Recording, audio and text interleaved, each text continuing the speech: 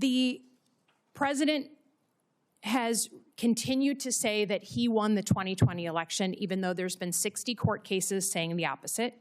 He has said he wants to federalize the elections. He has said name-check cities, including Detroit. He has said voting machines are inaccurate. He has said in the State of the Union, I was on the Senate floor, paraphrase that if his side doesn't win in November, then the elections were rigged, which is exactly what he said 8 months before the 2020 election. You have your own history. You did not certify the 2020 election. There are people at the Department of Homeland Security, 3 people specifically, who are well-known election deniers now running election security functions. Who won the 2020 election?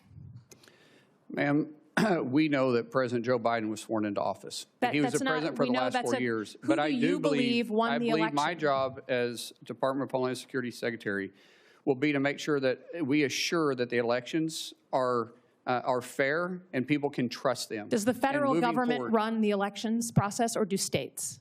It's very clear in the Constitution that the states control state elections, and then there is some federal oversight that's on it, but the federal government can set some standards. So if you're talking about the Save American Act, requiring you, which is within the Constitution, by the way, requiring individuals to be citizens of the United States, I don't think it's too much to ask somebody to prove they're a citizen of the United States. That's not what we're talking about. I'm talking about administering the elections. If you are Secretary of Homeland Security, do you feel you have the authority to put uniformed officers at polling locations in 2026? Ma'am, we said this in your office. The only reason why my officers would be there if there was a specific threat for them to be there, not for intimidation. And so I said even though we didn't need it during World War II, we didn't need it during Vietnam or the War on Terror, we never had to put uniformed military there. Now, you feel that there's going to be a reason that there's going to be an armed threat to the United States that you need to potentially be there? I said I can't sit there and guarantee hypothetically of what threat would be and not. I'm not putting military. That's not within my purview. Uniformed officers. But if there is a threat, a specific threat, say it's in a Jewish community, and there is a threat that's specific to that polling area, then we will work with local law enforcement. There'll be a reason for us to be there, and it'll be known why we're there. I think the reason you're here and not Kristi Noem is because Americans trust their local law enforcement now way more than they trust ICE.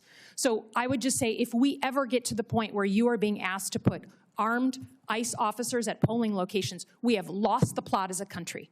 We have fundamentally lost it. And until I hear someone tell me that this man, President Trump, will actually allow us to have a free and fair election, there is zero trust here, and I cannot trust that he won't try and steal it again. Support journalism you trust. Support PBS News.